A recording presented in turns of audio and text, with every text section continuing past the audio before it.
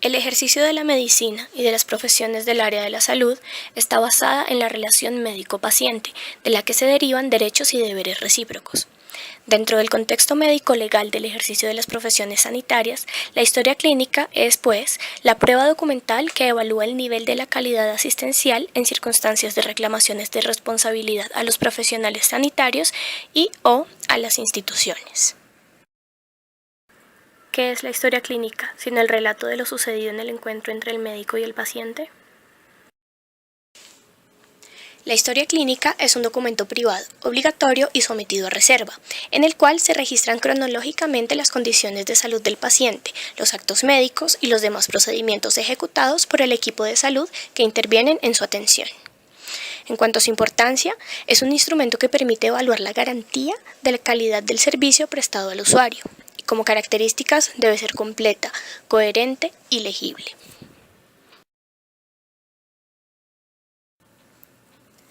Dentro de las características de la historia clínica se incluye la obligatoriedad, ya que la historia clínica es un documento de obligatorio cumplimiento. Además, es un documento privado, un documento sometido a reserva, en el cual deben registrarse las condiciones de salud del paciente y debe ser archivado. La institución de salud debe archivarla y cuidarla.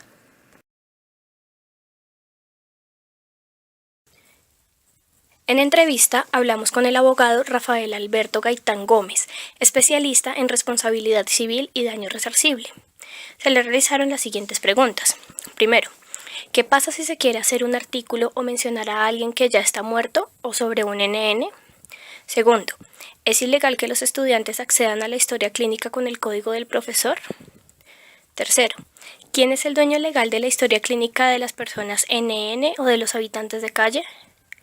Cuarto, ¿es ilegal que los médicos hablen de los diagnósticos de sus pacientes? Por último, realizamos una encuesta dirigida a los profesionales de la salud y a los estudiantes del área de la salud para evaluar en qué nivel de conocimiento se encuentran respecto a la importancia legal de la historia clínica.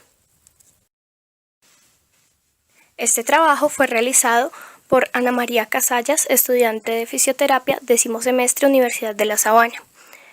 Miller Fabián Rivera, estudiante de Derecho, 10º semestre, Universidad de La Sabana. Y Diana Lorena Gómez, estudiante de Enfermería, 8º semestre, Universidad de La Sabana. Para la materia telemática.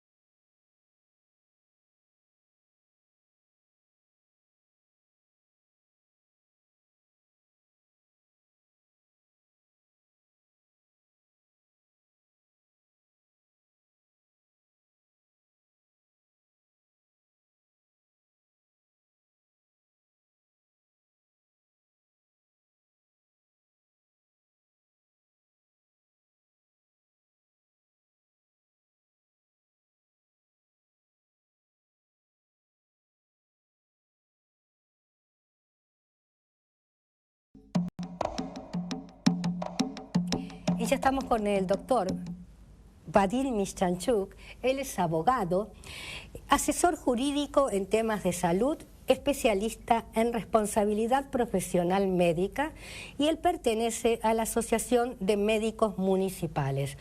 Yo sé que este tema va a dar mucho que hablar. Va a hablar acerca de mala praxis. ¿Cómo te encontrás, Vadim? ¿Cómo estás, Ana? Un gusto tenerte en el programa. Igualmente estar acá con ustedes. Y para hablar de un tema que no se habla mucho, no sé si se teme, si no se sabe, si se desconoce.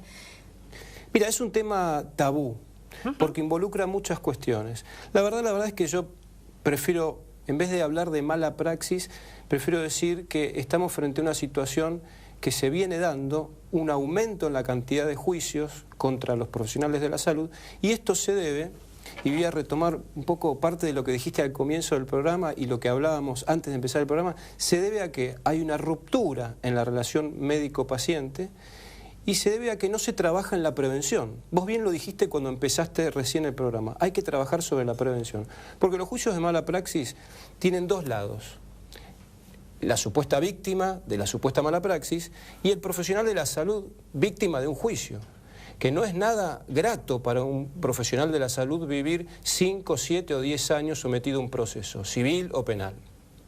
Entonces me parece que hablar de mala praxis nos tiene que llevar a dar un paso más adelante. Estamos en el año 2014. Esta problemática empezó hace mucho, ya por los años 60 en Estados Unidos, y tuvo su eclosión acá en la década del 80, 90.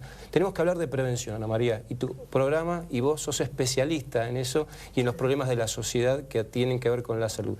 Y hablar de prevención nos tiene que llevar a hablar de el error médico, no como un tema tabú, porque a veces el error médico no tiene nada que ver con la mala praxis, tiene que ver a cuestiones de infraestructura, cuestiones de insumo, cuestiones de mucha demanda, mucho paciente para poco médico, y para un sistema de salud que ha roto la relación médico-paciente. Tanto el público como el privado, los sistemas estoy hablando, se han alejado de esa relación del médico de cabecera.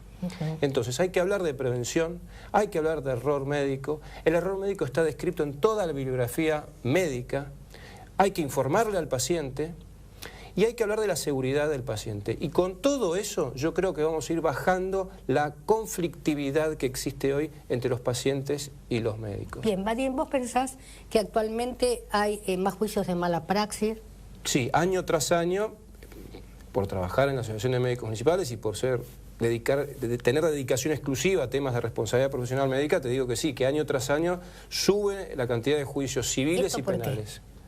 ¿Por qué? Porque hay más, de pronto más operaciones, más asistencia, más que, o menos que. Te digo, no hay más errores médicos, no hay más prácticas que se alejan de la buena práctica, eso te lo puedo asegurar. Bien. Lo que hay es una ruptura entre la relación entre el médico y el paciente. Hay una sociedad más conflictiva, hay una sociedad más querellante, hay una sociedad que exige más el cumplimiento de sus derechos y hay una sociedad tendiente a judicializar las cuestiones. Y más agresiva. Mucho más agresiva, lo hablábamos en programas anteriores, la violencia que vemos en los hospitales. Sí. Todo eso es un combo explosivo que lleva a que las demandas y las denuncias por mala praxis aumenten. Por eso es que este tema no hay que esconderlo abajo de la alfombra, hay que hablarlo. Por eso es que celebro que vos hayas decidido tocar este tema y que me hayas invitado, porque esto hay que hablarlo, porque la única forma de solucionar estos problemas en pos de los pacientes y del profesional médico, que entra en un estado de burnout total frente a la amenaza del juicio y el juicio en sí, hay que hablarlo, ponerlo sobre el escritorio, decir qué pasa, por qué aumentan las demandas, hay más errores médicos, de qué tipo, dónde se puede estar fallando, en qué se puede mejorar. Así que sobre eso hay que trabajar, por eso es que acepto tu invitación para seguir trabajando en estas cuestiones. Vadim, por ejemplo, vos como abogado, ¿no? Si tenés que defender un caso de mala praxis médica y vos no estás seguro o desconfías, ¿no es cierto?, de la veracidad de los hechos que te relata el profesional, ¿qué haces? Mira, yo soy ex empleado de la justicia penal de la capital federal y hace 14 años que trabajo para los profesionales de la salud, siempre en defensa del profesional de la salud, no solo de los médicos, sino de obstétricas, licenciados en psicología, etcétera, etcétera. ¿Qué hago cuando afronto un caso? Mira, un viejo abogado penalista dice que el abogado es el primer juez de la causa.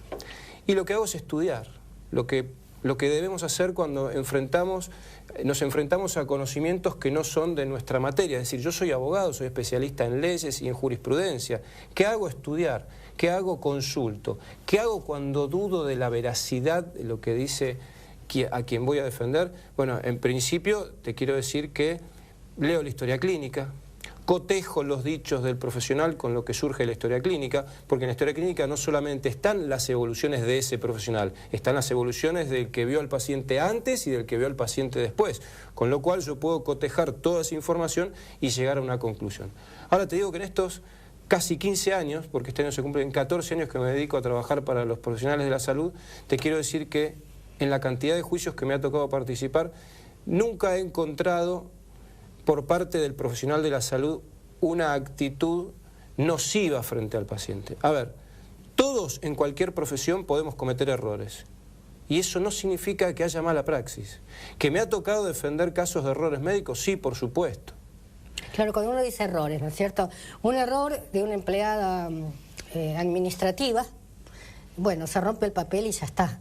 Pero un error de un médico es un error con mayúsculas, ¿no? Claro, sí, pero vos sabés que a veces los errores médicos están originados en errores administrativos. Por ejemplo, me ha tocado defender un caso de un paciente que han operado con la ficha de otro paciente. Esto es tremendo. En la bibliografía médica está descrito, es decir, una pierna por otra, una cirugía de un brazo por otro, un ojo por otro, y eso es un error de una empleada administrativa que deriva en un error médico. Por eso hay que investigar, por eso no hay que prejuzgar. Por eso no hay que decir mal resultado igual mala praxis. No, mal resultado, bueno, veamos qué pasó. Pudo haber habido un error médico. ¿Qué especialidad suele tener mayores juicios? Bueno, históricamente... Porque la cirugía estética está bastante en este momento cuestionada, ¿no? Está bastante vapuleada, pero el paciente de la cirugía estética es muy particular también, ¿eh? Es muy particular. Pero vamos a las líneas generales. Históricamente la especialidad que mayor cantidad de juicios tiene es la obstetricia, porque son dos pacientes y por las expectativas que se ponen en ese nacimiento, ¿no es cierto? Así que históricamente la obstetricia es la que lidera generalmente las estadísticas.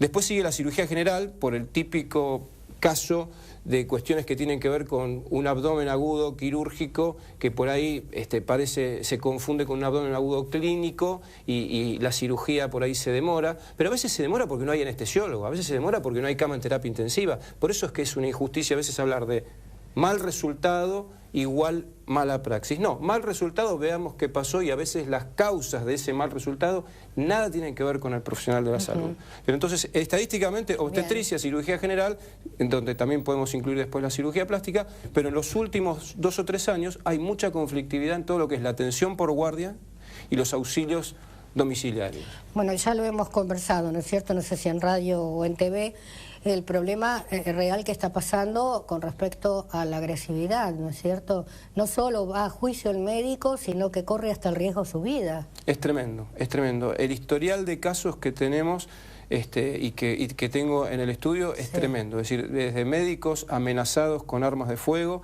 Desde la Asociación de Médicos Municipales nosotros pusimos en marcha un 0800 para poder satisfacer las necesidades del médico que es agredido en la guardia o cuando está en una ambulancia. Las agresiones son cada vez peores, pero por suerte se han ido encontrando mecanismos para poder auxiliar al médico en esa situación. Bien, Vadim, me quedaría mucho tiempo, ¿sabes?, hablando con vos porque me encanta el tema, lo llevas muy bien, pero me están diciendo corte en corte. Vamos ahora a escuchar un informe acerca de narcolepsia, ¿te parece? Bárbaro. Adelante.